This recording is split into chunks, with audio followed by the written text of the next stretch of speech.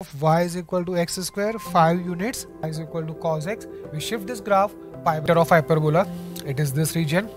कुछ इस तरह से हो like this. Then we have here 8 octants depending upon.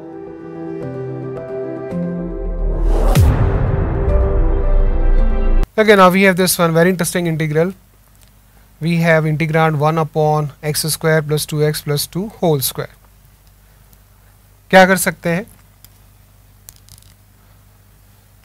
Simplify करते हैं. We can write this expression as x plus 1 whole square plus 1. ठीक है, ऐसे लिख सकते हैं. So we have square of this expression in denominator. Okay. Now here we have x plus 1 in place of x.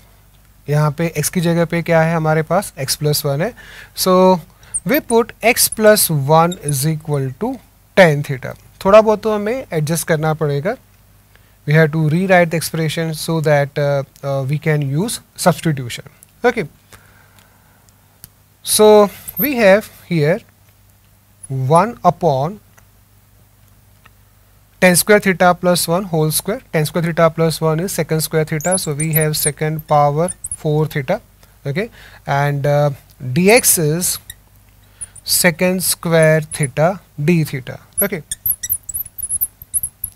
Secant square theta gets cancelled out, so we have in numerator cos square theta. Okay, and cos square theta is 1 plus cos 2 theta upon 2. Okay, so integration will be 1 upon 2 multiplied by theta plus sine 2 theta upon 2 plus constant c. Now we have to get the answer in the form of variable x. We have tan theta is equal to x plus 1, so theta is equal to tan inverse x plus 1. Okay, and we can write sine 2 theta in the form of function tan theta. What is sine 2 theta? It is 2 tan theta upon 1 plus tan square theta. होता है ना formula ये?